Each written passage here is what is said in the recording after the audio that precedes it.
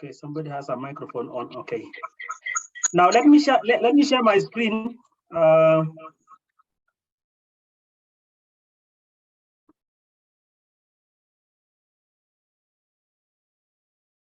Okay, I've just opened the employee data.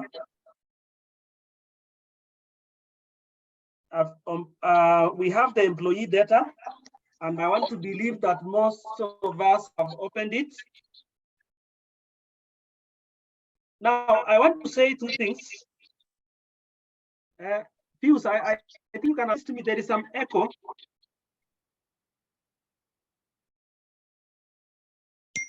Hello. Okay. I think yeah, okay I'll remove the echo. So okay, fine. Thank you. Right, thank you. So now, are we able to open our data? Maybe I can find out from the charts again if you are able to, if you have successfully opened the file employee data. Type on the charts, please. Yeah, Kennedy has opened it successfully. Kingsley has opened it successfully. James, those are three of us.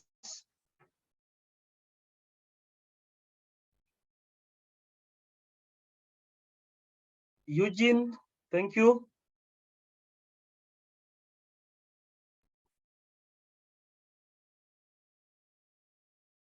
Yeah, I want us to be on the same page, please.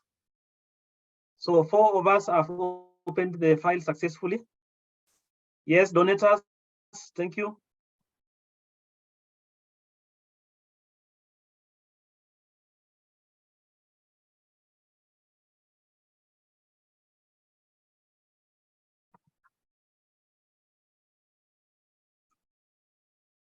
I should give some 1 more minute.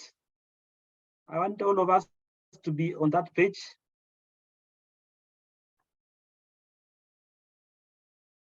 Juma, I can see Juma is there. You have opened it.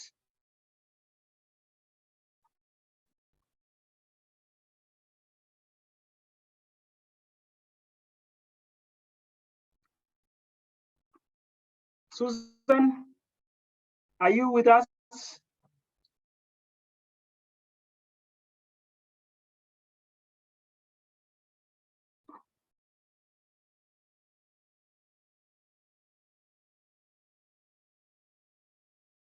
I can see Robert. Yes, thank you.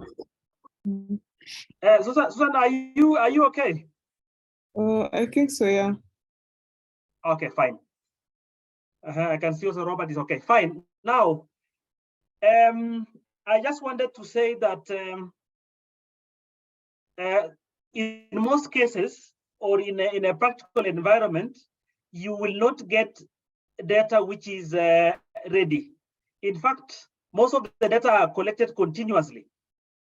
You can be able to see that in this Excel file that I've opened and I've shared my screen, we have employee data in terms of their ID. Okay, that's on the first column. We have the IDs to the employee ID. We have the full name. We have the job title. We have the department, probably where that person is working. We have the business unit, and so on like that. You know, the gender of that particular employee, the ethnicity, and so on. What we are saying here is that in practical sense, this data is collected continuously.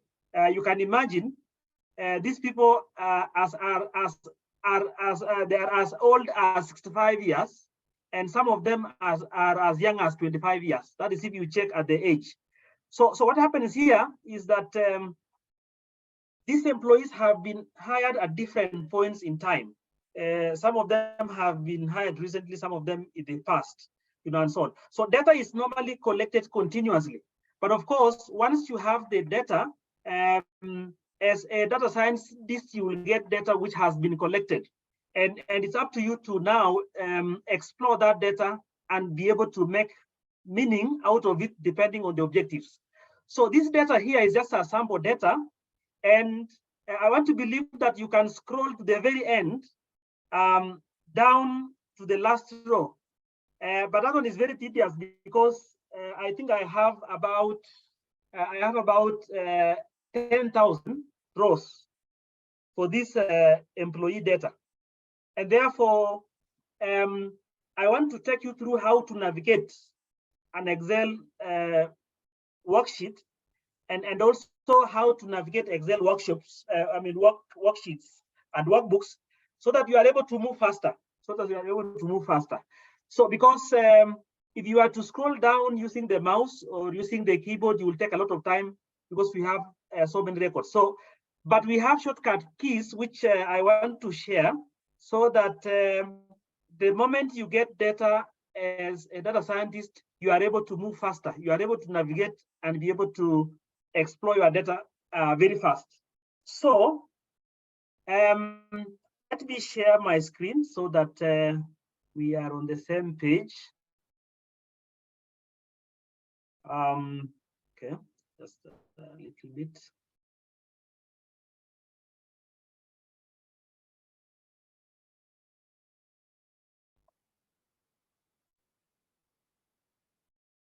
Okay, so let me share that.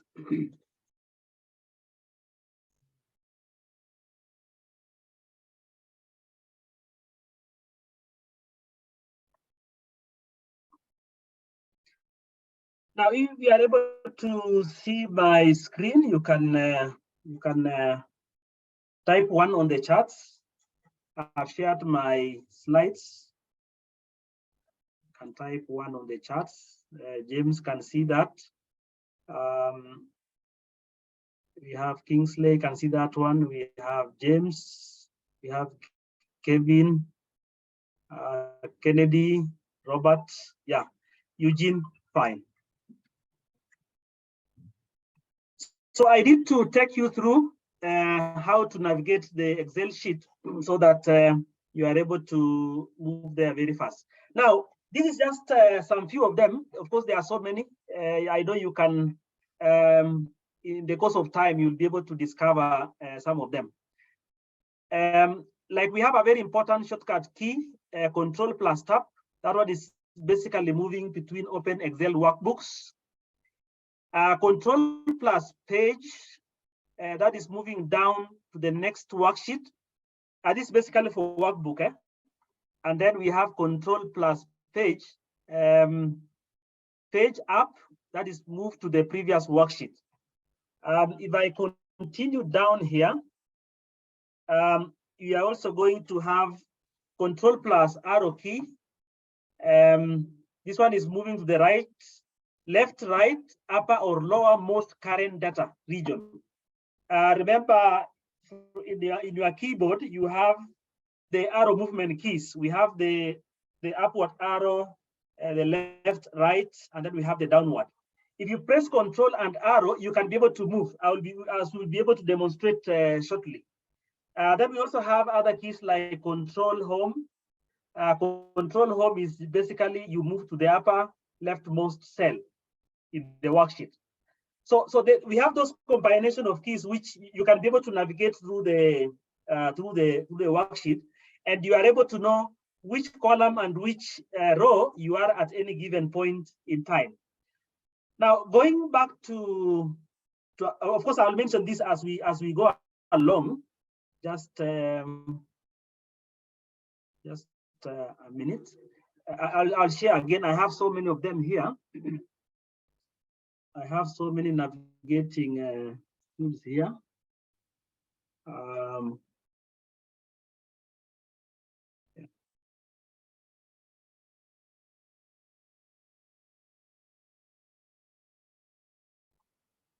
I'm trying to go there.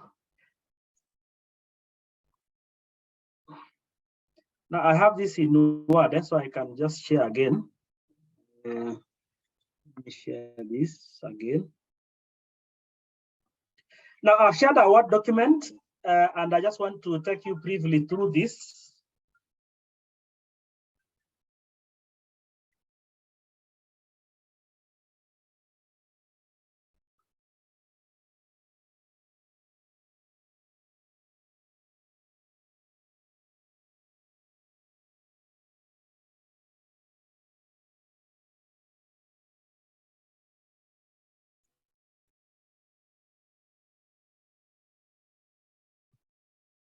Now, if you can see my screen there, I have additional shortcut keys. I will share this with you. Control plus arrow, I've talked about that. We have shift and arrow keys. We have home. We have end. Okay. We have control plus home. That's another key that you will use. Control plus end. This is for navigation. We have page up. We have page down.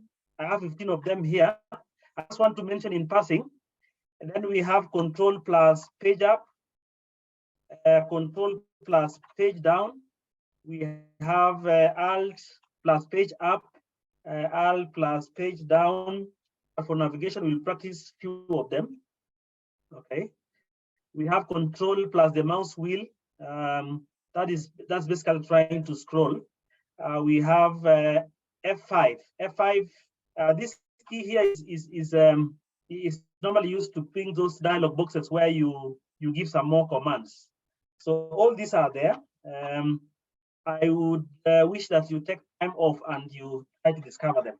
So what we are saying is, if you are dealing with large amount of data, you may not really move faster if you are using the mouse or scrolling down one by one. But you can move very fast using some of these keys that I've mentioned here. Now, going back to the data now, and I want to reshare that again. Now, let's look at single out one column. Let me consider the department. Okay. Now, the department here is basically giving us where this employee is working. Now, if I want to move to the tail end of that particular data set, what I'll basically do is you press down the control button and then you press the downward arrow. Maybe we can try that. And once you try that, I want you to snip the last record, the department of the last employee, and you put on the charts.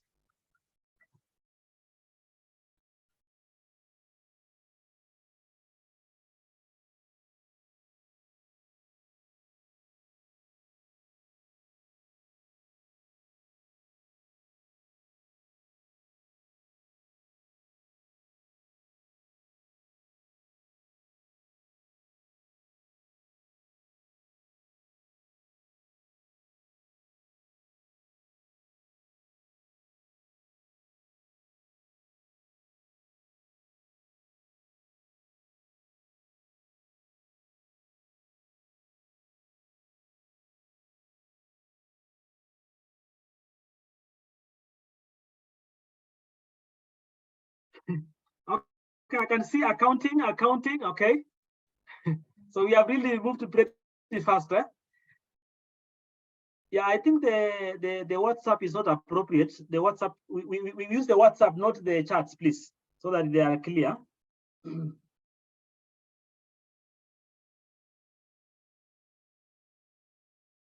Ogutu is saying president. Where is this one coming from? Oh yes, I can see that is the job title. Okay. Yeah, I can see that. So I can see that. Now let's please repost. Let's repost on the. Yeah, I can see accounting for Abuayo. That's okay. That's okay.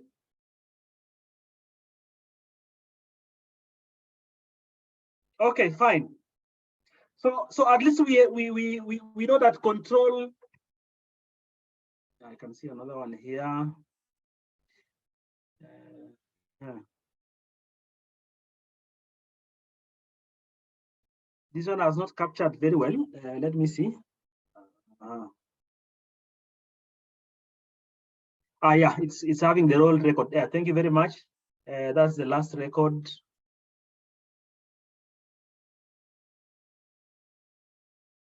Yeah, I think we're getting. If you are lost, please, I can. If you are lost, and I can assist you to that. Yeah, I can see accounting there. That's okay. Susan is lost. I'll come back again. I'll come back again. Susan, don't worry.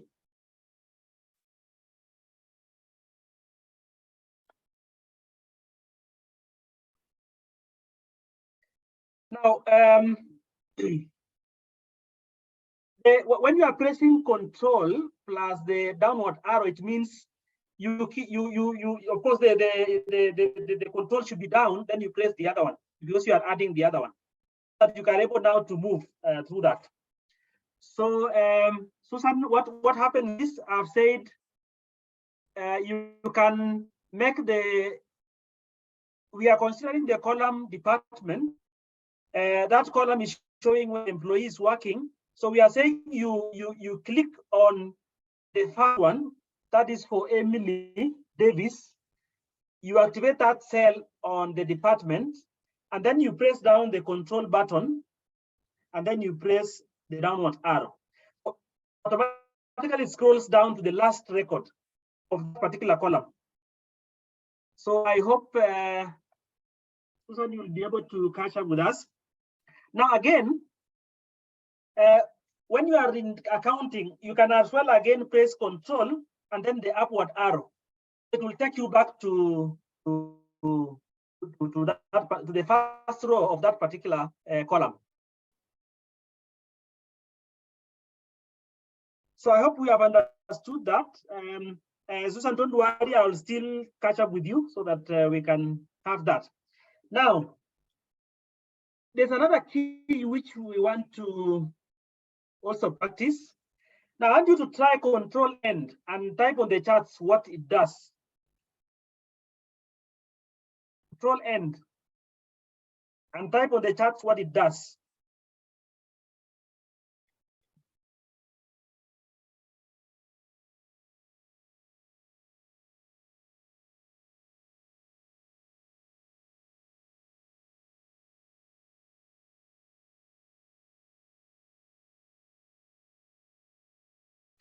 It creates a new workbook.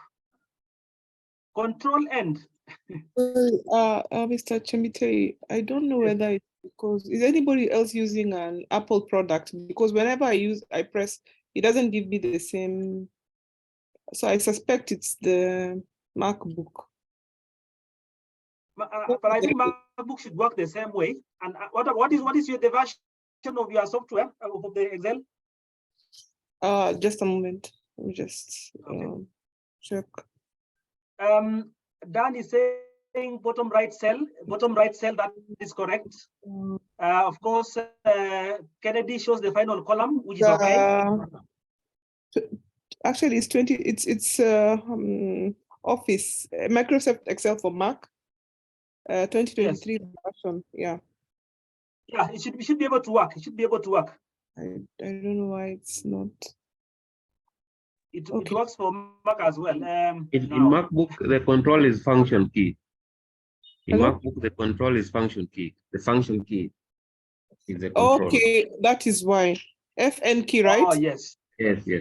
Oh, no wonder. Okay, it's good. It's good. We have experts so in the room.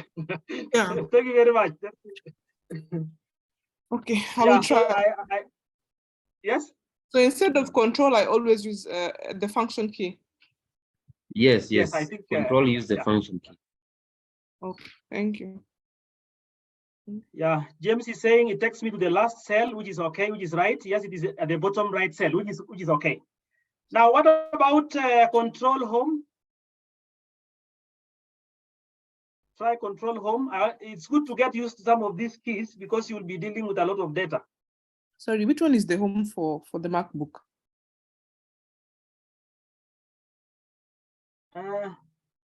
Who was the expert? Who was the expert here? I was Donetta Sama.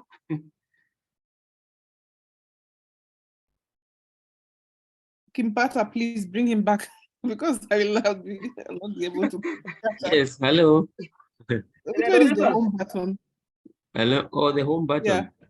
Yeah. On MacBook, it's normally command left or command right. Okay, with the kind of an infinity joined together. Yes, yes. Sign. Try that. It should take you to the control home. Should take you to the first. Sorry? The first record. The first record. Oh my God, I didn't hear you. Broke up at some point. Control home should take you to the first record. Can you hear me? Yeah, I think Mr. Chimite has to, give the. Okay, what are you saying? Let me type on the chat. Let me type on the chat. Yes. Okay. Okay. But I would suggest Susan and Donatas, I will link you up so that you can have some more discussion on the same. Yes, that would be Yeah, helpful. Now, but I just want to say that we have so many keys that you can do that. I'll share what I have on this other end, but you can always get them probably online. So now I want to move on. When you are navigating data, it's good to know which ones are you using, and so that you are able to navigate faster. So I think we can move on. So I'll share my slides again.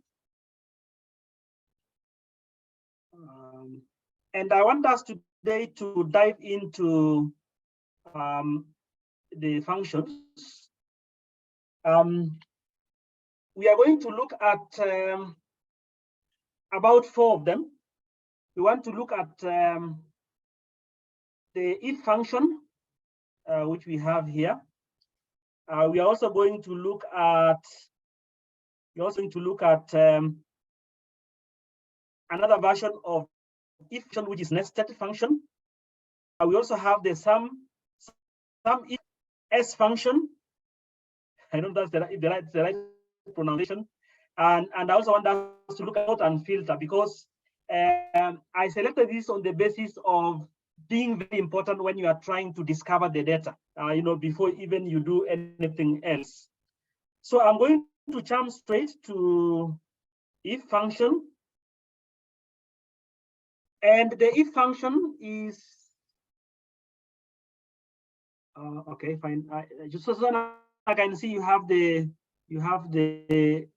solution on the charts. You will follow that. Now, I said if function is one of the most popular functions, and of course, it's a logical function, and it is used for comparisons. You compare a value with what to expect. In most cases, it gives you 2 results. The first result is if your comparison is true, and the second result is if your comparison is false. So if you look at the if function, that is the syntax that or the structure that we have for that particular function. Of course, as we said earlier, every Excel function starts with equal sign. So we have the equal sign, and it follows by the inbuilt word if, if. Now in the parentheses, we have the logical test, we have the value if true, and the value if false. All these 3 are separated by a comma, okay?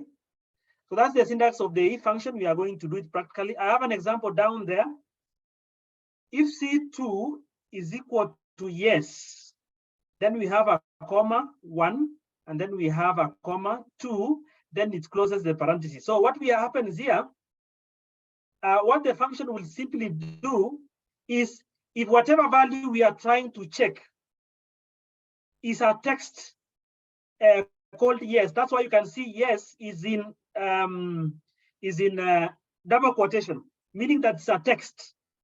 So if whatever we have in cell C2 is yes, if that one is true, then it's going to return 1. Else, it's going to return what? 2. So this is a simple example where if function has 2 results. So if C2 is yes, then return a 1. Otherwise, it will going to return 2. So that's the function, and we are going to move to our data sets. And look at what how we can use that particular function. So I've posed a question here with the employee data in mind, which we have opened. How many of the employees are expatriates and how many are non-expatriates? Now, let me jump into the data. For us to be able to answer this question, remember in the employee data, we had the country where that particular employee is coming from. Some are coming from Brazil, some are coming from China, you know. And assuming that this is employee data in United States, then it means those people from United States are non-expatriates, but those who are coming from other countries are expatriates. So let's move to the data and see how we can use the if function. I can reshare again. I'm hoping that you are able to see my data. I'm going to demonstrate, and then you are going to try on your data yourself. So what I want us to do is we move to column in the employee data. Let me move up. In the employee data, we have the country, that is column L. Of course, column L has a label which is country, okay? You are able to see that. You can see from my screen there. Now, I want to categorize these countries as to whether the employee is an employee in the United States or employee from elsewhere. If an employee is from the United States, I can say that one is a non-expatriate. But if they're coming from elsewhere, then those are expatriates. So I can group the data in that particular column into two categories. And this is possible by using the if function. Now, what I want you to do is we want to add a column between L and M. So what I will simply do, select this one here. You can right click and then you can insert a row. So another column, so that I have a blank column. Now this way I'm going to execute my if function. So what I'm going to do is, remember, United States, we have China, we have Brazil, we have, and so on. So we are going to use the if function using the syntax that we talked about. So I'm going to start with an equal sign. I hope you're able to see this. I don't know. Let me see if I can zoom. If I can zoom. Yeah, that was pretty good. Eh? So I'm just looking at these two columns here. What I will do is I will have an equal sign. Then I have, and then I open the parentheses. Then of course what I'm going to start with, don't worry. Now what I'm going to start with is the logical test. What am I trying to test? I'm going to test if this data in L what? L2, okay? Sorry. I have another row up there, so let me start here. Have an equal sign, then if, then we have the parentheses there. So what I want to put here, the logical test. In this other column, I want to find out if it is United States, if it is China, if it is Brazil, okay? So I'll simply have here, because it is a text, I will have it in the double quotes. So I have United States, okay? So I have that. Now that is the text that I want to test So I want to find out if the data in L2, so I can say L2 is equals to, okay? If L2 is equals to, let me use capital letters so that it is clear. L2, and then let me have this one.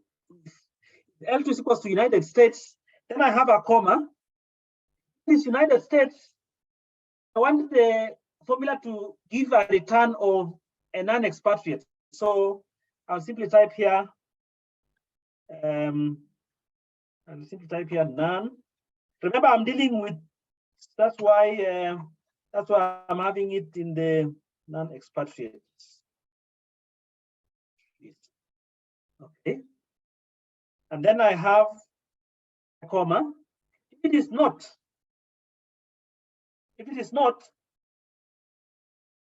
now this last component of the if function is optional. When it is false, you can leave it. Okay, you can leave it. Again, I can also say what? I can also say, I have to close this one, and I have here expatriate. Let's see what comes out of this. And I have that, and I press enter. Now, when I press enter, you can see that for all instances where we have the United States, and I'm going to sneak this so that it's clear for us. I hope you are seeing that. You should be able to have this. I'll share something on the charts.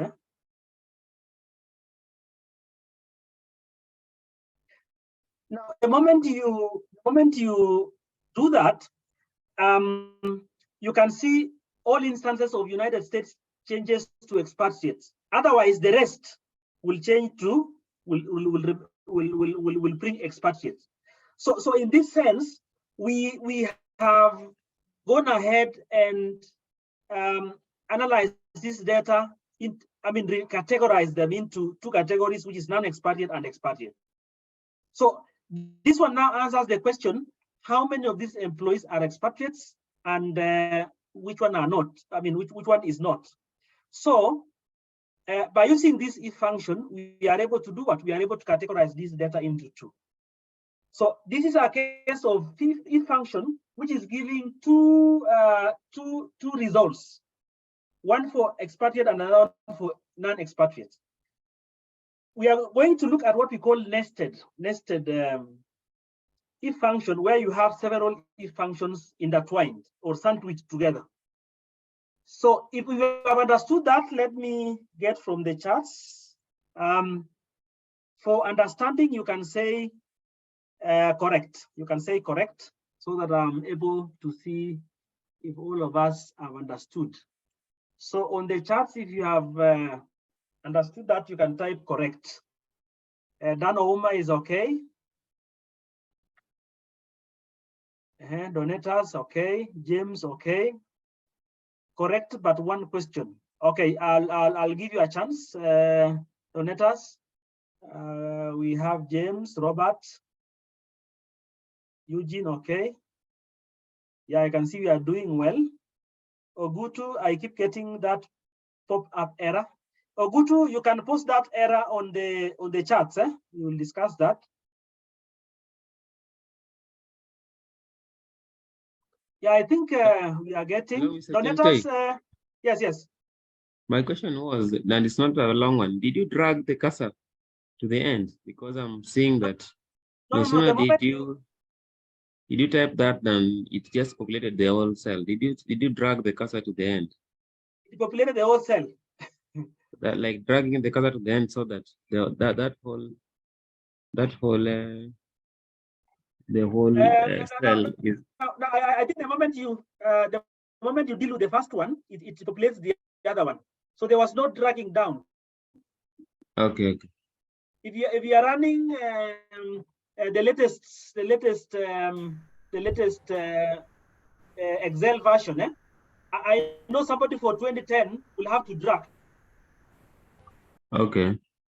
Yeah, but the latest ones are able to run through because they know that data is existing. That data is just as an entity. Okay. Okay. Thank you. Now, there was an error. I don't know if it has been shared on the chats. Maybe another clarification, Mr. Chemutai. Yes. Okay, is that logical if function case sensitive? It's not. It's not. It's only that I changed so that it becomes clear because my L was appearing as I. Not really on the L part, but now on the value. When comparing the values you are putting on the string, the character values. No, there's no problem. There's no problem because if you use now if you try for example let me see let me put small u. I think it should not affect anything. Yeah, it's not affecting anything. Okay. So whether you use particularly for the text part, if you use a small case, uppercase or a lowercase, I think there's no problem there. So long as it's within the quotes. But the moment you put a space, you'll get an error. So I think case sensitive, no.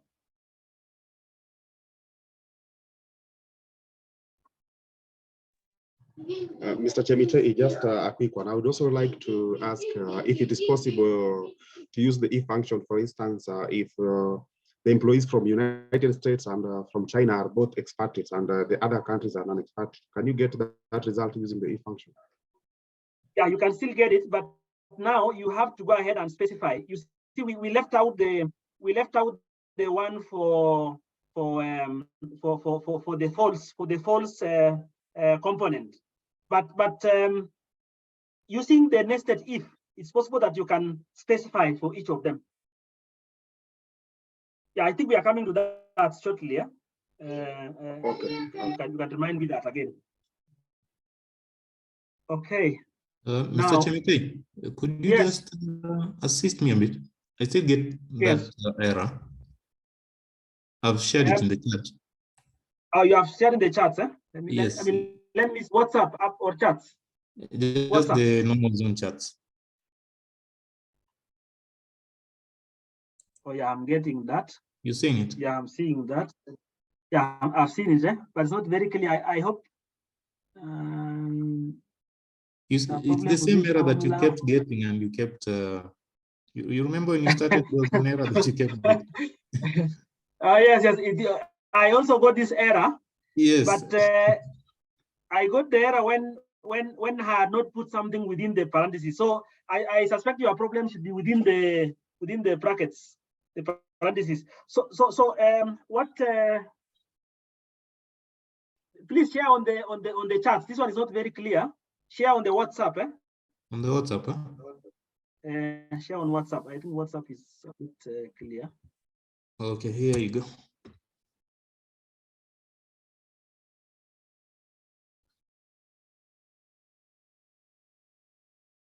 Okay, I've shared in the WhatsApp. Yeah, I've seen it. Yeah, I think there should be a problem with the text data because there's an apostrophe, I think, which is missing out. If you put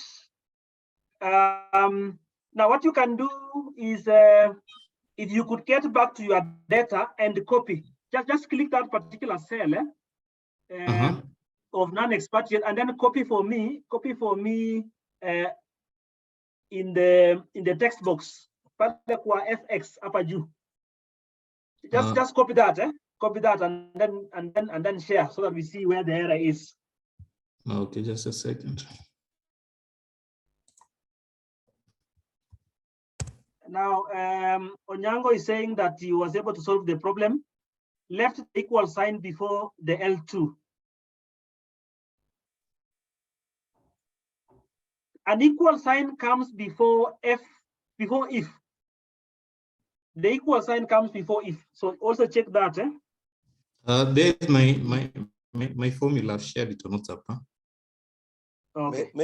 Maybe as used the single quotes. Should use double. I should use double quotes. Yes. Yes, use double. Use single. Oh, okay. I thought it doesn't make a difference. Try that. Hopefully it will. Oh yes, I can see. Text is double quotes. Okay. I know Quotes, in Python is you can use both. Yes, you can use both. So I just assumed it won't affect anything. I think I should be able to solve the problem now. Just a second.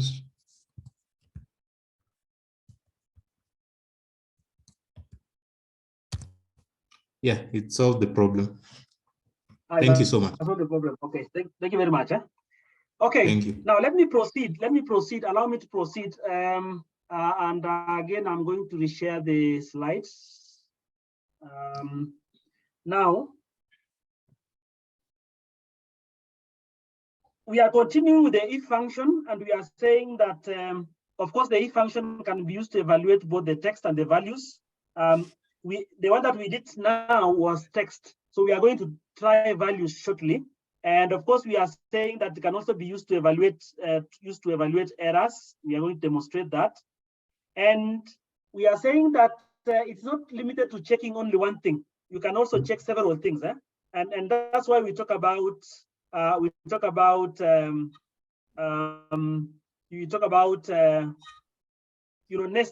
nested function.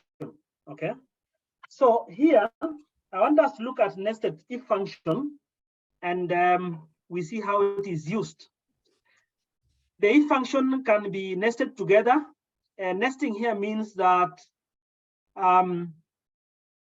we have the if function, and then within that if function we have other if functions, okay, which are, of course, are separated by parentheses. So we are going to look at again the employee data, and I want us to focus this time on the age. In your data, you have age, the age of the employee. I want us to focus on that because they are numbers. You can be able, that's column H, if I'm not wrong. It should be column H. Let me maximize so that you are able to see my screen again. So which employee is junior, which one is senior, and maybe which one is intermediate? So here we look at the category. And as we look at the category, I want to briefly introduce what we call grouped data. Do we have statisticians in the room? Yeah, I know Juma is there. Mr. Juma. Hello. Yes. Hello. We have grouped data, and when we talk about group data, we are talking about grouping data into classes. Okay. Like for example, can have what? Let me have a blank.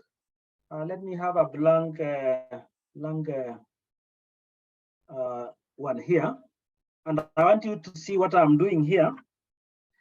Now, if you look at your data for column H, where we have the age, if I get, let me share this one again.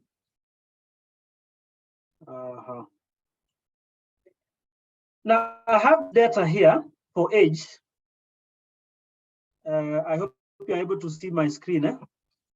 We have that. We have age. Now, this is the age of the employee in years. So you can see here that we have an employee who is aged 55, we have 59, 50, and so on. Now, somebody's still getting an error. We will try to solve that. Is that Susan? Yes. I'm here, but someone put the formula on WhatsApp and it's still giving error whenever I try to insert it. It should be. We are saying it should be double quotes for each of those text data.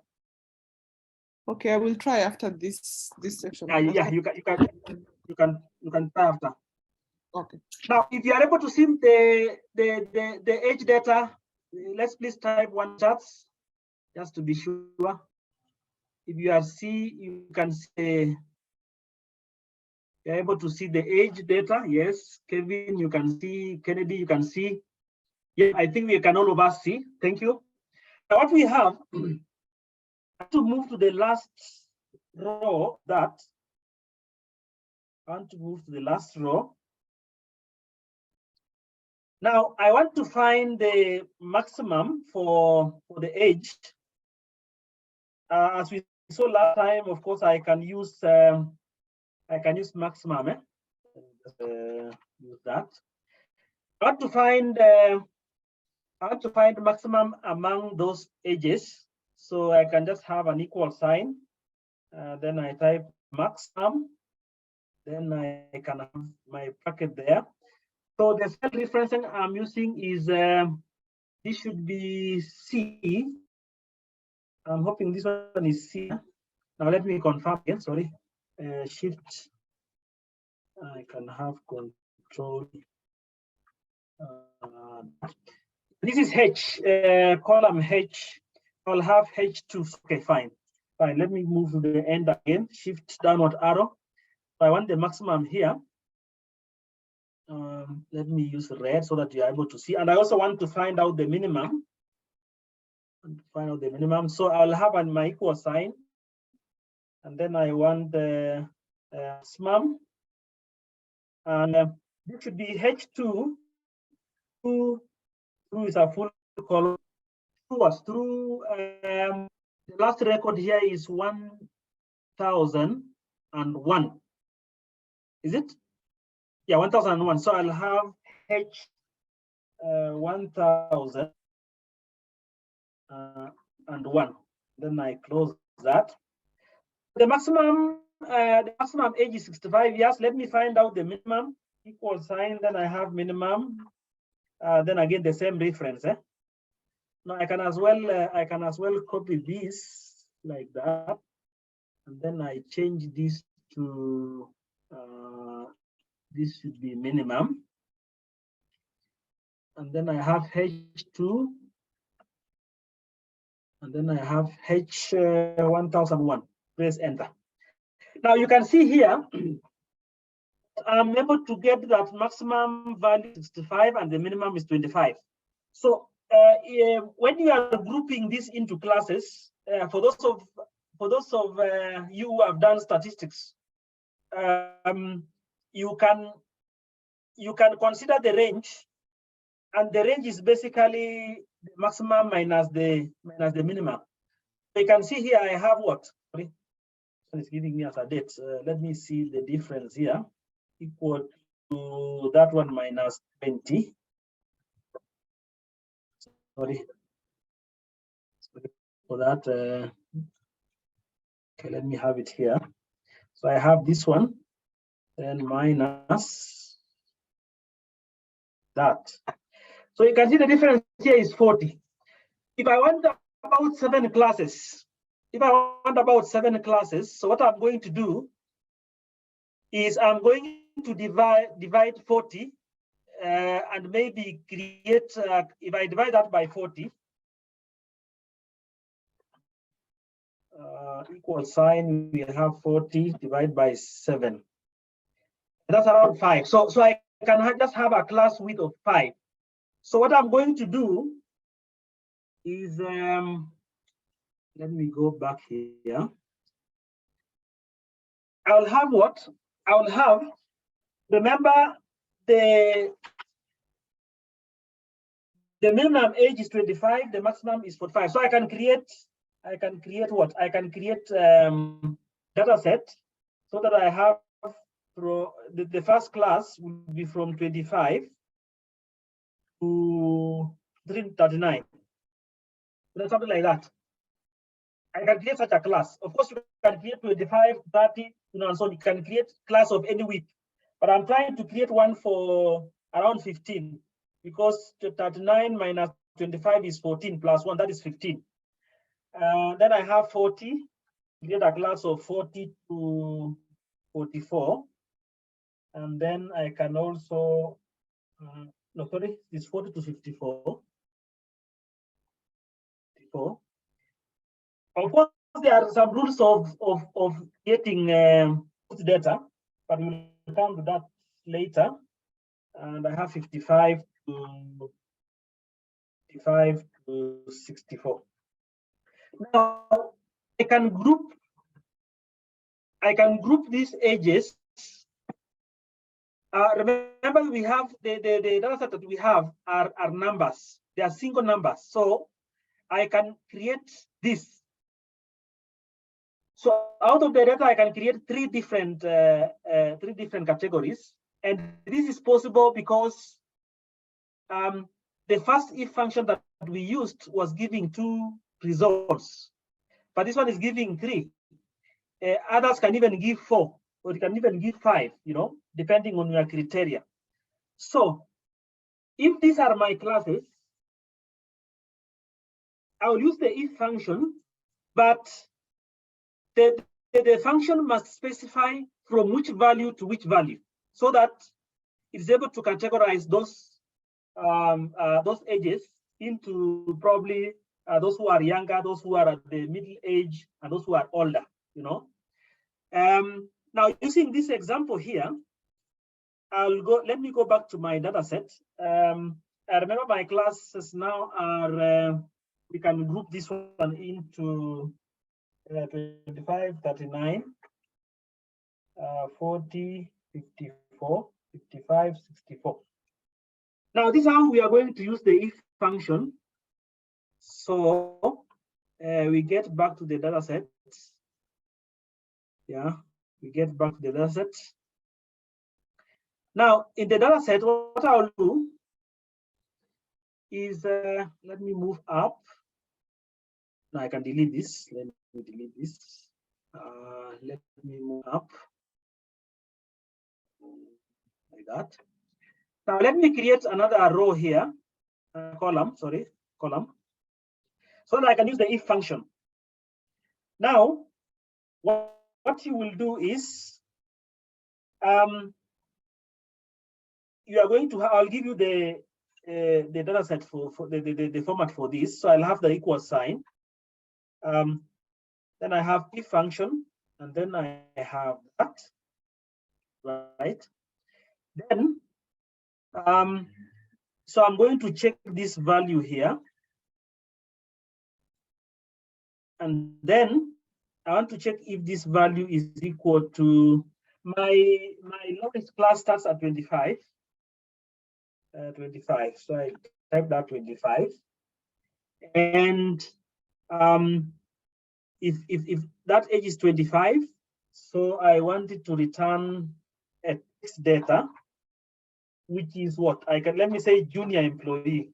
Junior. Sorry. Junior.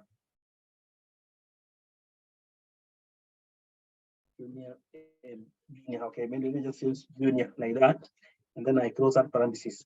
So you see that is only one. It has changed to false. Now, because the value is 55. Now, what happens with nested if functions? I can do what? I can again type if the same reference is more than 40.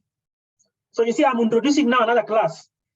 25 will take the age from 25 to 39. So the other one will begin at 40. So I can type another if function here within this function. Within this function, I can have a comma, separate to a comma. Then again, I have, let me use capital so that looks nice. We have if, then I have the bracket again. So this if function, the second one is appearing within the other if function. That's why it's called nested. So we have if So again, it's the same thing. It's the same value. Okay. And I want to say if that one is equal to, if I put the next one 40.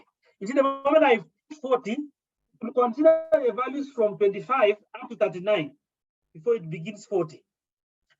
If that one is the case, I'll have that one as, let me say, intermediate employee. Intermediate.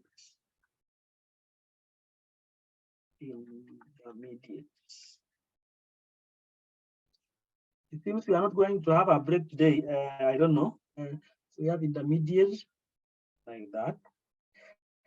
And because the inner if function will have its own brackets, we are going to have an additional one at the end here, like that. And I press enter. You can see the formula is working. When you scroll down, you can see it's identifying where we have around when we have something less than 39. You can see here. You can see here it's giving junior. When you go down, you can see another one here. It has categorized into junior and so on. Now we need to add the other values because the one is appearing false it seems to have no criteria. So so I can add another if function again. I'm going to go the end here. You separate with a comma. Of course, we are separating everything with a comma here. So then I have the if function, and then I have parentheses. Okay. So again, I'm going to test what? I'm going to test again the same cell, and I want to find out this one is equal to 55. So the moment I type 55, the other values from 40, 54 will be categorized as intermediate employee. So if that is 55, then I can have what? We have a comma, and then you now write I can say senior. This is a senior employee. Okay. Senior. Okay. Of course, it has to be in the position because it is a text. And then of course, now I add the brackets because we now have the other inner function, the other inner nested if function. So which brings out, the moment I open the bracket, I have to close. Okay. So sorry, somebody lost network. Sorry, we will still catch up. Okay. Now, when you look at this data here, you can be able to see that we have built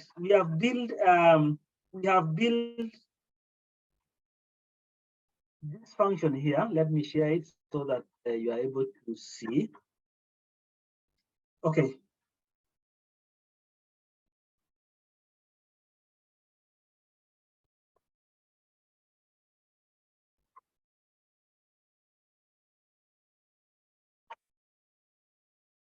So let me share this. Now we have this what we have built. That formula there. So you can see the first if function is outside the larger parentheses or the larger bracket. Then we have the other one, the one which begins from here up to here. That is now another if function, but it is nested within the first one. Okay. And this last one is also nested. That's why we have three brackets here to correspond to what we had opened as the parentheses there. Okay. Now, this is an example of an if function which can give you more than 2 results. Okay. Which can give you more than 2 results. So, if function can also be used to discover. You can use to mine the data and see how many employees, like we are going to see shortly how to use count if. A combination of if function and count if can be able to tell us whether an employee is a junior, is intermediate, or is senior, depending on the categorization. Okay. This is an example which can also work in an academic environment where when you have scores of students between 0 and 100%, you can be able to categorize into A plain, A minus, B plus, and so on like that, depending on the value that that we have there. So this one example of how we can be able to use nested if function, and that one answers our question here that which employee is junior and which one is senior. Yeah, you can be able like now we can be able to count using the count if function. We can be able to count and see which employees are junior, which employees are senior, depending on your criteria that you are going to have.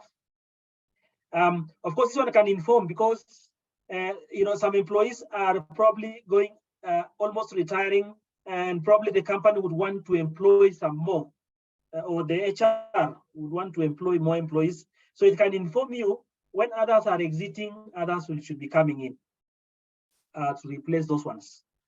Let me see if I can add anything on the if function again. Now, there are some problems that you get when you are running the if function. Remember, when you are running the if function, it is most likely that you can run to an error because of the syntax. So some of the problems here are common is when you have a 0 in the cell. So the function cannot be able to categorize, and therefore you are going to get what? You are going to get a 0, meaning that you're going to have that. Now, sometimes you may get this one here, hash name, and then of course this one means that the formula is misspelled. A while ago, somebody used the single quotes and it's able to give a wrong formula, and that was the reason why that one happened. Now, up to that point, I don't know if we should. I suggest we will need to have some small break of around 10 minutes, and we'll be back to look at the next function, which is sum if s. Yeah, we are going to come to look at that. If you agree with that, we can type yes on the chat, and then we head for the break, small break.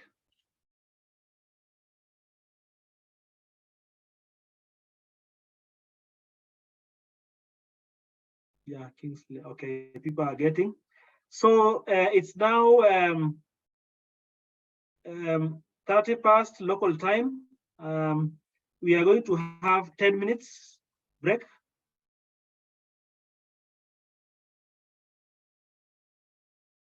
Dan is asking how we are going to deal with group data. I'm going to say something about that.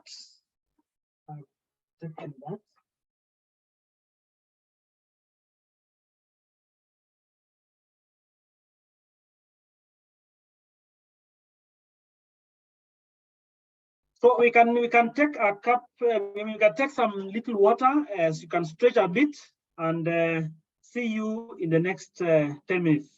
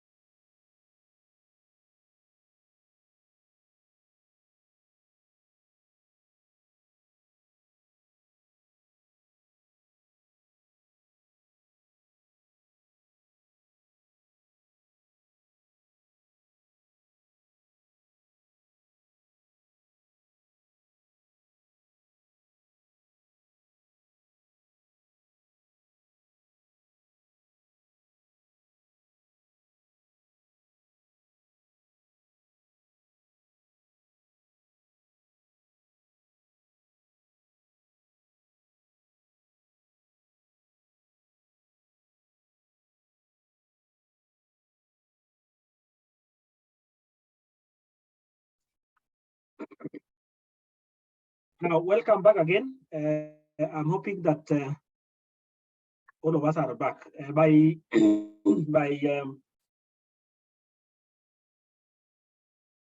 By typing one on the charts, let me find out those who are back. James is back. We have Nicholas. Thank you. Kingsley, thank you. Kennedy, Sawa. Donatas. Susan, we are all back. Thank you very much. Eugene, okay. I should have beat this one. Now,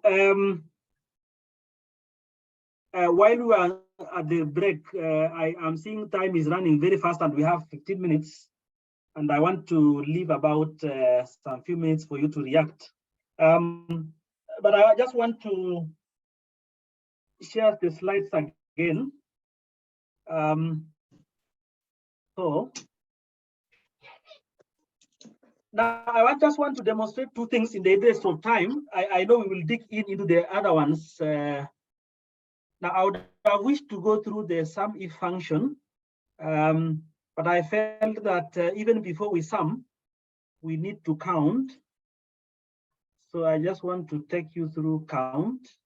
And another very important function that we use for discovering or exploring your data is sort and filter, which I thought we should I should speak about it so that I'll give you time to scan through those data that we have shared. So let me share this again.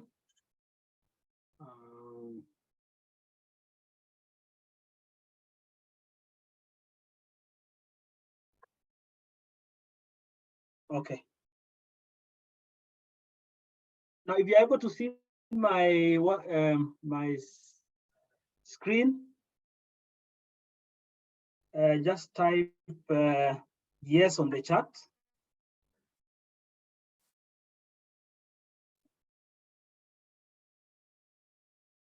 Yes, thank you. Yes, yes. Yeah, I think we are able to see. Thank you. Now, thank you. Yeah, can see most of us are seeing that. Now, I don't want to share this if function now, but let me share count instead. Let me come here to the data because I felt that even before we sum that,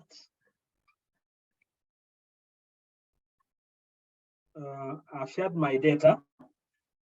Now I want to focus on the department where the employee is working. In discovering your data, you need to sometimes to count, and I want us to look at count function and count if. Okay, I want us to look at count if and count ifs, if s. Okay. Now, I want you to move down. Of course, you will move down to this data here.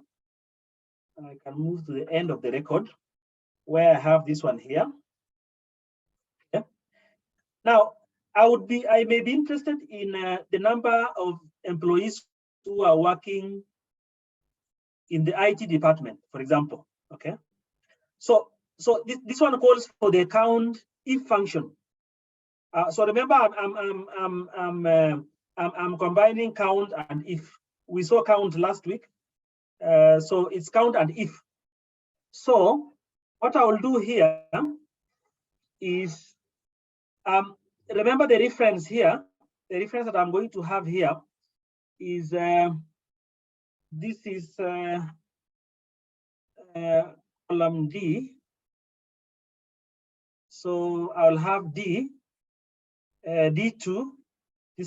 This cell here. This cell here. That's D2. And then the last one is is D1001. So what I will do here, what I want is I want to get the number of people who are working in the IT department. So what I simply do here is that I'll simply put a count.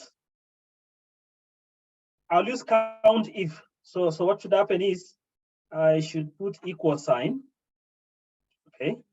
Then I type here. Now, if you don't want to type, you can as well use the function P here. Click that, okay, and you can be able to get here. So I want to count. So I'll use count if, because it should be able to give me the screen there. So I'll have that count if.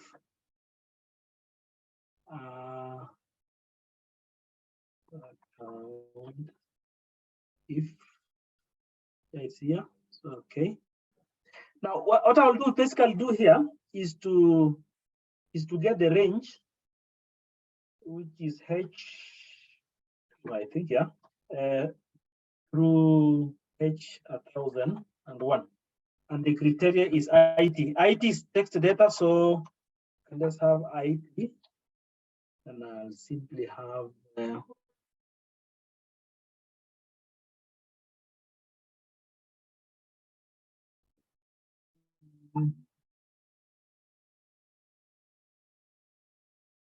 is counting 0. No, so let me see.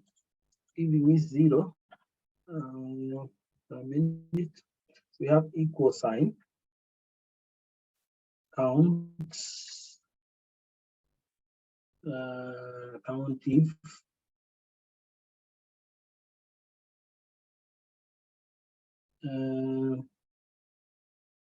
This one was what? Oh yes, I think I put the wrong reference. This reference should be D, I think. D2 through D1001. Yeah, that's correct. And I have that.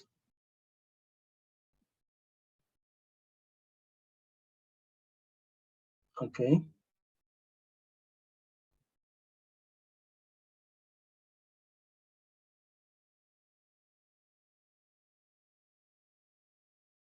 You entered too few arguments in this. Just a minute. Okay.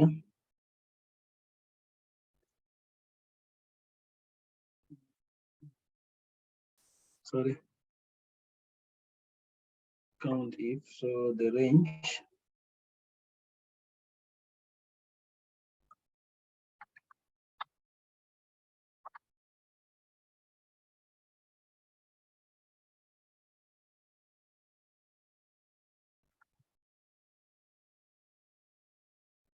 It's getting 0. Okay. Robert is saying what? It should be a text, right? It's from D. You selected from D, not H. What is this reference here? It's supposed to be, it should be D2, eh? D2, yeah. Yeah, D2. Again.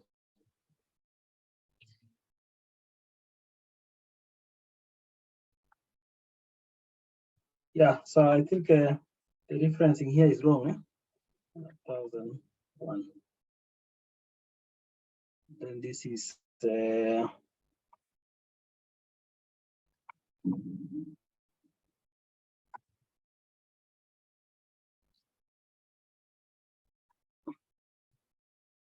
yeah, I think it's working now, eh? No, you still used H somewhere. Lower limit, you are lower limit. Yeah, the lower limit. Yes.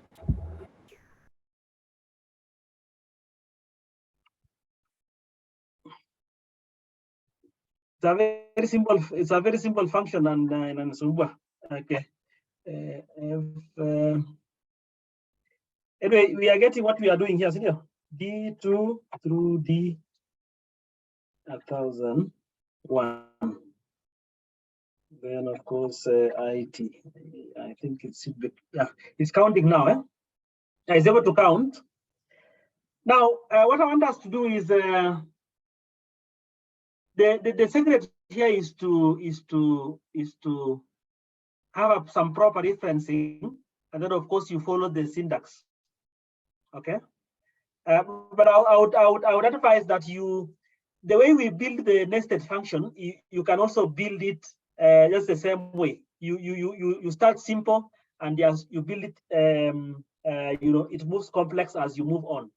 That's what I would suggest. Of course, it's okay. Robert is saying with functions, any small mistake can create a problem. That's true, absolutely. That. Now, allow me to briefly talk about sort and filter, so that because I want you to discover this data, look at all the columns and look at all the data types that we have, so that when we get deep into these other functions, we should be able to get some information out of the data. So I know we are familiar with sorting and filter, but I just want to say something about it.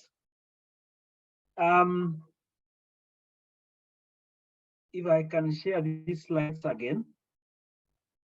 Oh my God, we have 5 minutes. Okay.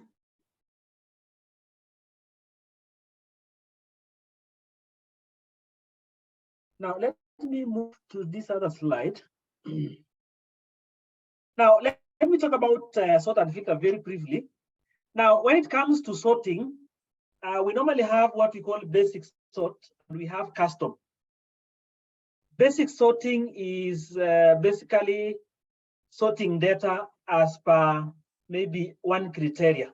Okay, you can sort data based on one column, and because Excel knows that we have other records within that particular sheet, it will be able to sort all of them, but based on that particular area. For us to be able to take sorting, what to have is sometimes you may reference the columns using ABCD, which of course is default. But sometimes you can sort when you have labeled your data. Like for example here, in this employee data, we have the labels which are up here. But you can see the name, the job title, the department. Once you've set these labels here, you can sort based on those labels. Okay, so that's what you need to know, and I think this data set has that. Now, what I would suggest is here. Here we have basic sort, and it's basically trying to in your Excel, you will basically use that particular toolbar, which is A to Z. Of course, you can see A to Z, and you can use for sorting and filter. You can filter so that your data is ascending or descending. That's why we have A to Z and Z to A. And it's basically doing what? Activates the cell within that particular data set or within that particular column, and then you simply click the tool. It will be able to sort. Sorting here will assist you to know your data, to explore. You want to explore probably which is the smallest age, which is the highest age, I mean the biggest age, and so on and so on. You want to sort out and see which one is which one is the alphabetically. You can also be able to sort. That's what I want to say. And then again, we have what we call custom sort. Custom sorting is you sort based on more criteria. You have more criteria or more columns for that matter. So when you click sort, you should be able to get sorry, you should be able to get let me get down here. Yeah, to get the columns that you will sort by. Remember, you can have 3 columns and you can be able to sort that by basically using 1 column, or you can use several. So, but you can place them in order so that you start sorting by the least significant column, the column which doesn't matter, but you sort using the column is more significant, or it is more important for that matter. Now, like if we get here, let me go to the data set. I'll share this slide so that it can give you the order or where you will click to sort and filter. Okay, I'll give out this as an assignment, and we will start with that. Now, when I get to this data here that we have seen, the employee data. Now, let me assume I want to sort this data, but I want to use the department to sort, and I also want to use the business unit, and I also want to use gender. Let me assume I have these 3 criteria that I want to use. Now here, when you are sorting, if you want to make it easy and you make it more meaningful, you sort with the least important column. Like, I want to sort gender and business unit, then department. Because department is my focus, is a very important sort that I want to get, then that one comes last. So using that procedure in the slides, you will basically come to business unit level and then gender. So you are going to sort by that column or by those 2 columns. Then lastly, now you come to department. That is the principle, because if you want to discover what you have in your data set, then you are going to move in that particular manner. So that's what I've mentioned in the sort and filter function. Don't worry, we will still look at this and practice with the data sets, but I want you to get started by using the basic sort and the custom and the custom sort. So I'll share the slide. I've given out the procedure of doing that, sorting and filter, more so for the basic sort and the custom. So you can see them there. I've given out, and this one applies for all the versions. If there are differences, maybe they will be small. So custom sort, you can see here. This one here, yeah.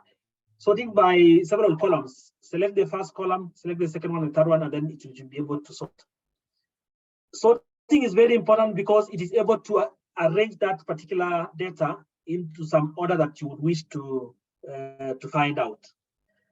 I know that bit has been a bit theoretical, but I know we'll visit that. But I want you to use this procedure to and the data set to try and sort.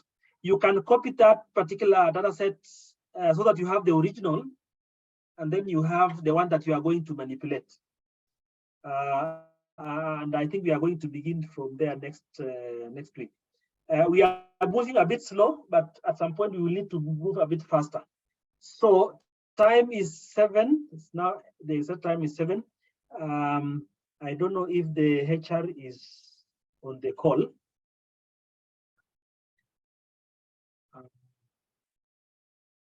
Mr. Odalo, if you are there, I can't see Mr. Odalo. Pius, I don't know if Pius is there. Okay.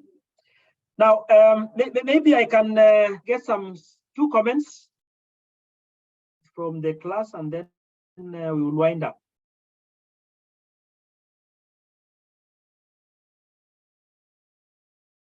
I give out to you. Let me give one chance to Susan and another chance to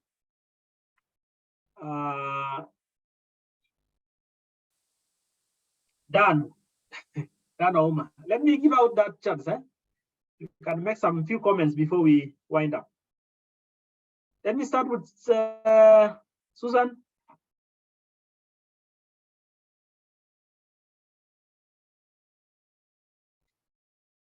Susan seems far. Dan?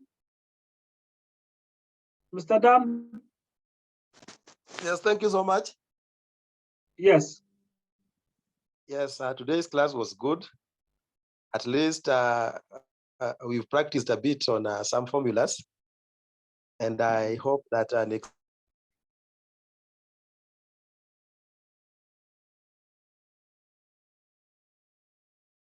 week we'll have more and more of those formulas. Thank you so much. Okay, thank you very much. Susan, are you back?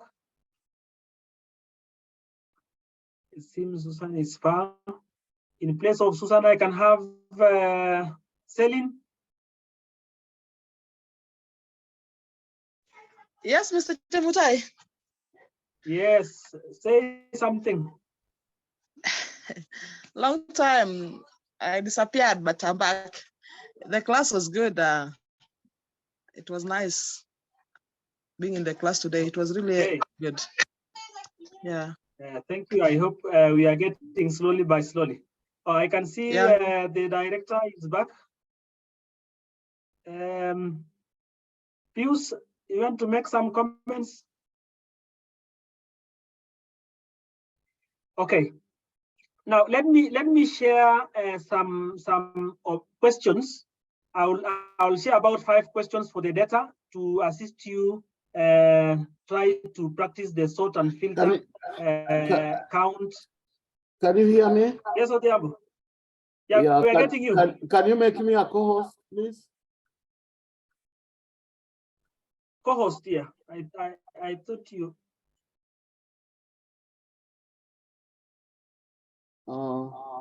Yes. I've made you the co-host. Am I a co-host? Yes. Yeah, so is everyone there? Please, can you type 1 on the charts if you're able to hear me? Type 1 on the charts if you're able to hear me. So we have 2 groups. We have this group here, which is the official group, and in this group, you are only the WhatsApp group that we are using for the class. You are only admitted to that group by invitation only or after interview. So we don't admit anybody there. So we have our seniors there, like the Professor Lucutero, who is the person in charge of Masters of Science in Data Science, being sponsored by the National Institute of Health from the United States, and they're going to be taught collaboratively with the University of Columbia in New York. There are only 2 universities in Africa that have got that privilege. That is the University of Nairobi and the University of Addis Ababa. There's no any other university in Africa. So the courses we are giving you here, all the foundations, courses we are giving here will give you a foundation that later in future, when you get money and you decide to enroll for those master courses in data science, you will not have any problem at all. So we want you to take them very seriously, take the courses we are giving here very seriously. Now, the other thing I want to talk about, we are rebranding ourselves, and I've posted a rebranded brochure on WhatsApp group. Please take your time and go through. We are going to have courses in certificate in data science, diploma in data science, postgraduate diploma in data science, and postgraduate diploma in artificial intelligence and machine learning. The modules you are taking here are part of those courses. And therefore, if you take them seriously, when the time comes, you'll be exempted from taking the same classes again when you enroll for those programs, should you decide to do so. We have an elaborate program, and we are racing against time to have those courses be offered as early as September this year. And we are going to offer free classes up to 31st of August.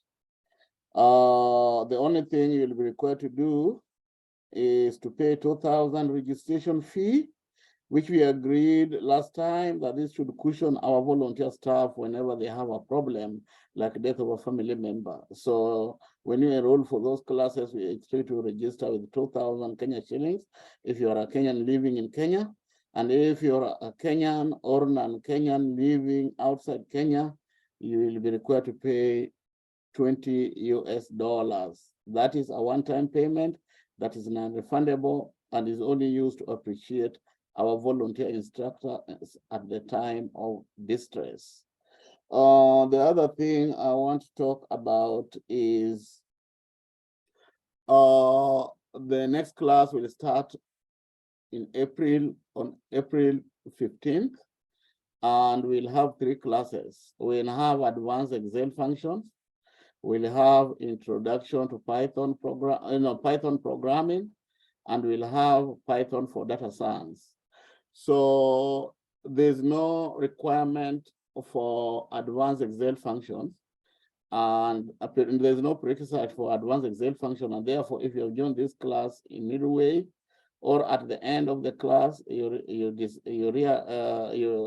evaluate yourself and come to a conclusion that you need to gain enough knowledge, you are free to go and repeat this class or to start from the beginning.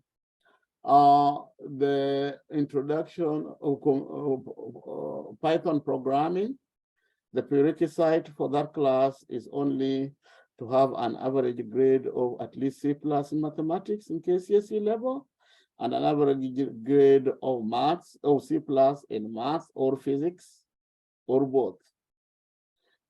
If you took maths and you never got a C, at least a C+, we look at your grade for physics.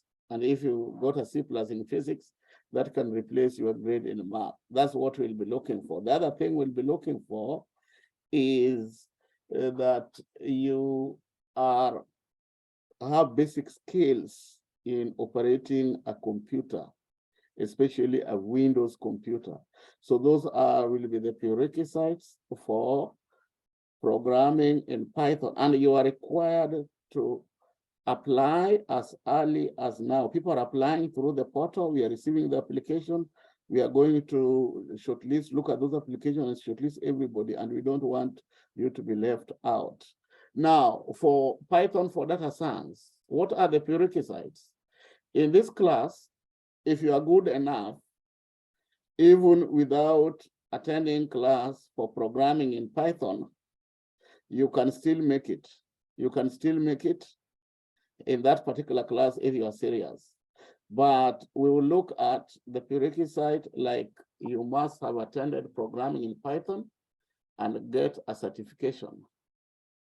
If you don't have that, and you have a computer science degree, computer science or an equivalent degree where you have done some programming in any language like C++, like Java, will also give you the chance to sit for that class, in condition that you promise to sit for the certification exam for Python, which is available at a cost of $76 for one retake, or for one sitting and one retake, and you pay directly to the International Python Institute. Now, another thing we'll be looking at for prerequisite for programming in Python for data science is if you have attended advanced Excel function, because the reasoning is the same. There are stuff like we don't want to deal with in that class, like having problems, how to log in, having background noise, knowing how to set your virtual background, typing on the charts, taking a screenshot. We will not deal with that in that particular class. Those kind of stuff. So any student who have attended advanced Excel functions with us, and programming in Python will not have those kind of problems. It will be a fast-paced class, and we will move very quick because we are assuming that you have the necessary background on how to use the tools we are using, and you have the necessary background from your university or college, or you have the necessary background after attending programming in Python. So those 3 classes will be free. Now, in terms of monetary values, if you are to charge these classes, of course, we'll start charging in September. Advanced Excel functions will go for 20,000 or $200 US. Programming in Python will go for $600 or 60,000 Kenya shillings.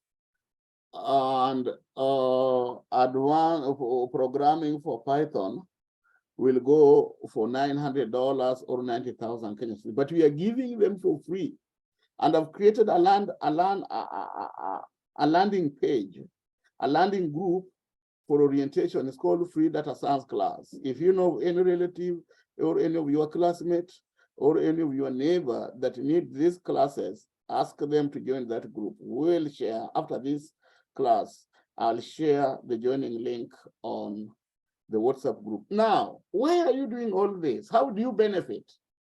How are you going to benefit by taking these free classes, apart from getting a discount when you enroll for diploma in data science or postgraduate diploma in data science? How will you benefit? Is there any other benefit upon it? There is a big benefit, and the benefit is this. The program we have has got the capability of creating 1,200 jobs per year. And the future is bright. As I speak right now, we are in discussion with the university, 6 of them. We want to form a partnership where we teach, and they award the certificates, the degree certificates, the diploma certificates. And you people, you pay fees, and there's going to be a revenue sharing formula. And when you are admitted to these courses, you will also be eligible for funding from the government, because the certification will be offered by the university, which is approved by the Commission for Higher Education. That is benefit number 1. Benefit number 2, and the admission requirement for diploma is certificate is C in English, C average, C in English, and C in maths or physics. For diploma in data science, the requirement is C+ average, C+ in English, and C+ in maths, or C+ in physics or its equivalent. For postgraduate diploma in data science, we'll have requirements as KCSE average 0 C+, and a bachelor's degree from a recognized university in a STEM or quantitative field or its equivalent. The equivalent there gives you a leeway for somebody who have not taken quantitative or STEM subject to come in, so long as he will be able to demonstrate to us he doesn't have problem in computation mathematics or in programming or in coding. Then for postgraduate diploma in artificial intelligence and machine learning, the prerequisite is at least a C+ in KCSE and a STEM or quantitative degree in STEM or quantitative degree. In this one, there is no equivalent. There's no or equivalent. And how is this advantageous to you? We have a few universities like Jomo Kenyatta University of Agriculture. They now have students in second year who are admitted by the loans board. They are sponsored by the government. The admission for that class is either A- or A plain. So these classes or courses are giving you an opportunity to do a data science class sponsored by the government without necessarily scoring A- or A plain. So we are opening the door wide for you. Somebody with a C+ can still start small and move progressively and become a data scientist. Now, the other benefit is this. There are no data scientists in Kenya, and Kenya is ripe for employment of data scientists in the job market, in the government, in the county government. And when you look at the clip, the interview that appeared on KTN News, I've said there very clearly why they need data scientists. Now, I mean, that task force that is going to come with the Open University of Kenya. And what we are looking at right now is we need data scientists in Kenya. Now, when these jobs come, and they will come as early as September this year, what qualification will they looking for? A data scientist, a bachelor's degree, and at least one certification from Blue Nile Analytica or a recognized institution. So those certifications, like from International Python Institute, or the certificate of attendance that we are going to give you, or we are going to ask our partner institutions to give you, don't take them for granted. They can earn you a job, because we need data science lecturers, we need data science instructors, we need data science assistant instructors, so that when I'm teaching from the US online, there's somebody in the classroom at JKUAT or at the other 5 universities, helping students, checking attendance, troubleshooting, installing software, recording video, stuff like that. And we are paid at the scale of a junior data scientist, a scale far much higher than most job groups in the government. So there's hope, and we must push ourselves to the limit to ensure that this opportunity does not slip away. Now, the other benefit is this: we are bringing in TVET institutions. We have 17 TVET institutions throughout the country, which are in the Jitume Labs program. In the Jitume Labs program, this is a program for the government of Kenya, where they have given these institutions 100 brand new computers with virtual desktop, ability to connect anywhere in the world, and free Wi-Fi internet. These are public institutions, public resources.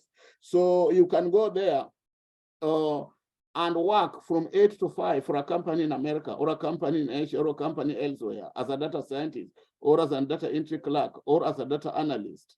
So we are also approaching these TVET institutions to allow us to roll out our programs. And the program we want to roll with these institutions, if they agree, is certificate in data science, certificate in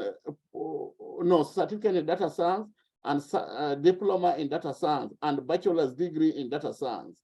Now, when you enroll through the TVET institutions, what are the advantages? The advantages will not look for a C+, a C for certificate in data science. We lower it by 1 grade. So instead of a C, we'll have a C-. For diploma, instead of a C+, we'll have a C. And for a degree, if you pass the certificate in data science, and you move to diploma in data science, then you will also be allowed to move to a degree in data science. Why is this important? This is important because this now will give an opportunity of a student that has not acquired the university minimum grade to take a course in data science, because we need data scientists. And when you go to TVET as a student, you qualify for government funding, so long as you're a citizen of Kenya and you have a KCSE certificate. So you'll have that free tuition from the government as it is right now. And you also have an allowance, or an allowance that is given you as pocket money. And these institutions already have resources. You don't need any additional resources. Now, what happens after doing all these elaborate training? This phase is supposed to take between 2 to 4 years. We call the prototype stage. Now, in the implementation stage, which is the 5th year, we want now to roll out these programs in other countries in Africa, and they come and enroll in these institutions online. And when they come and pay money in foreign currencies, like in dollars. And by doing that, the country will be earning foreign exchange. So you people, you are very privileged, because from September, if you are hardworking or you push yourself to the limit, you can, if you are unemployed or you are not happy with your employment, you can simply get a job with these institutions that are going to roll out these programs. And then when you get a job and enroll for maybe postgraduate diploma in data science if you already have a degree, or diploma in data science if you don't have a degree, by the time the prototype stage is ending, And we are entering the implementation stage where we'll invite students from other countries to come and enroll in these universities. You can be privileged to be one of the full instructors to these particular students, because I know most of you already have masters, most of you already have bachelor's degree. What do you need to become an instructor in a technical institute? Just a bachelor's degree. And therefore, if you have certification from Blue Nile Analytica, and you also have maybe a postgraduate diploma from, let's say, Cooperative University of Kenya, then you will be far much placed at a position of advantage than those instructors that are currently teaching in those technical institutes. This is the message I had for you. The brochure is there.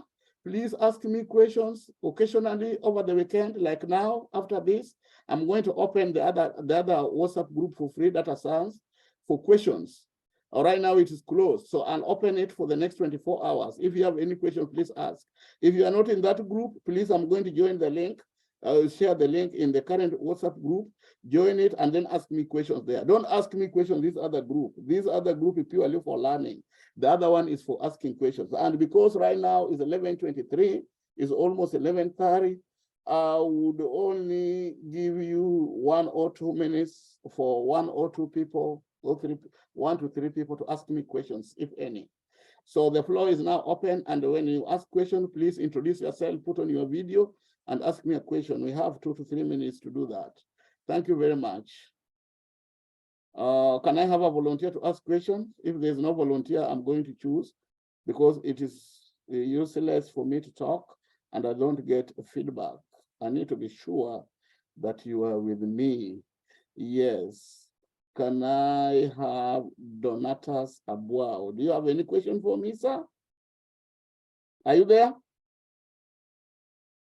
Donatas Abuao?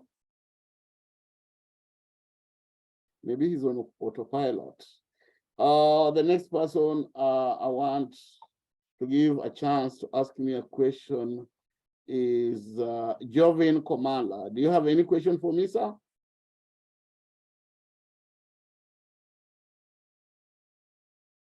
Jovin, do you have any question for me? No, I don't think I have any question. We can't hear you. You are on mute. Please, can you unmute? You are on mute still. Jovin Komala, do you have any question for me? Okay, Celine Ojunga, do you have any question for me? Not really. We can't hear you. You are on mute. No, no question. We can't hear you still. Mhm. We can't hear you. Unmute, please. You are still on mute. Let me try one new person, one more. James, do you have any question for me? I see messages coming in. Yes. James, are you there? Yes, Mr. Pius. Can get You are on mute. I can't hear you. Oh, you can hear them. The problem is me. Sorry, please. Sorry.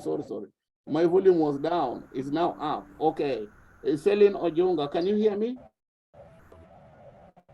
Or James, can you hear me? Yes, I can hear you. Yes, okay, I can hear you. Okay, we'll go this way. Take it away, Celine, if you have any question for me, and then James. Yeah. Sorry, my volume was down. So Celine, take it away. Any question for me on what I've said today? Not really. I have no question for today. Okay, make sure you join that group and you ask most of the questions there. Thank you. James, I'm in already. Okay, James, do you have any questions for me? Yes, I have a question. Yes, go ahead, please. Concerning the opportunities, you mentioned that there is a lot of potential in terms of opportunities for data science. Yes. So I'm just asking, maybe you can now people who have skills, but they don't have certification, can also No. You go through on your own means. If you don't have a certificate, you go through your own means. The certifications are very easy. One of them is programming in Python. When you look at that, the course outline, and you talk to people who have already done that certification, is very easy. You only need a week. You only need a week to prepare. You only need the notes are there. I've given out the text. You can even read it on your own, especially if you attended any class with us. And for that matter, I'm assigning Dan Otieno, Daniel Otieno, and Harun Udwor to help you should you need any help. All right. Okay, so look for Dan Otieno and look for Harun Udwor. They've already done that certification and they are passed. And Selin Ojonga is also sitting the same certification, the same. The Donata Zabua will be sitting soon. So you must have that certification for you to go through Blue Nile Analytica. But you have qualifications like from the universities and whatever you can go directly through yourself, because those are not our jobs. Those are public jobs. Have I answered your question? Okay, but not because in my case I have a Python certification from some coding bootcamp. Oh no, that's fine. You will still go through independently. We need you because you have knowledge and Python certification for coding bootcamp. Passing this certification will not be a problem. Why don't you just go and sit for the exam? Revise for 1 week, and then you go sit the exam, because I'll be taking the last list. I'll be taking the last list by April 1st. And then the next list will be in August 1st. And you must have certification from International Python Institute. And if you attempt and you don't make it, we can consider that. If you make an attempt and you don't make it, and you have attended our classes, we can consider that. But we are not going to forward anybody's name that have not done the certification. We value the certification, and that is our benchmark. Okay, have I answered your question? Yes. Okay, thank you. There are people here who can help you. So the next person that I want to give this chance is Juma Nicholas. And share, are you there? Are you there? Juma Nicholas? I have only 1 minute left. I'm going to share the recordings. Mr. Ruben Chemite, are you still there or you have left? Mr. Daniel Owen, are you there? I can see Kevin Oswere carrying his hand. Please take it away. Kevin Oswere. Sorry, sir, if I carried my hand, that is my mistake. But I just wanted to ask for a clarification. Yes. Which course did you say is being offered at JKU? What? That's Jomo Kenyatta University of Agriculture. Bachelor of Science in Data Science, and that one you have to score A- and A and go through Joint Admission Board. Nowadays called COOPS. Go through COOPS, which means you must have a current KCSE graduate. Okay, that's noted. Yeah, but Cooperative University of Kenya is going to open the doors soon for people with C+ and above to enter through Module 2 programs. Okay, I'm still keen on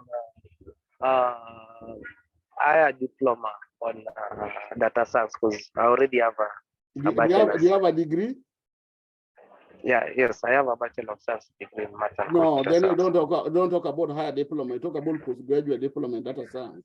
Yeah, postgraduate. I mean postgraduate diploma. Yeah, that's going to be offered by the 6 universities that we are going to collaborate with, and is also going to be offered. No, at TVET they will not offer that. At TVET they'll offer certificate, diploma, and then a degree. There are students whom they are prepared, they go for degree. But the 6 universities, if we agree and to move forward collaboratively, then they're going to offer 2 postgraduate diploma in data science and postgraduate diploma in artificial intelligence and machine learning. Please look at the brochure that I've shared. Look at the brochure that I've shared. I'm going to reshare it. I'm going to reshare it in the middle of this meeting. Have I answered your question? Yeah, you've answered. Thank you. So I'll share the recording for this meeting, and with those many remarks, please, it has taken 30 minutes, but it's worth it. It's not a waste of time. Kindly allow me to end this meeting. Good night.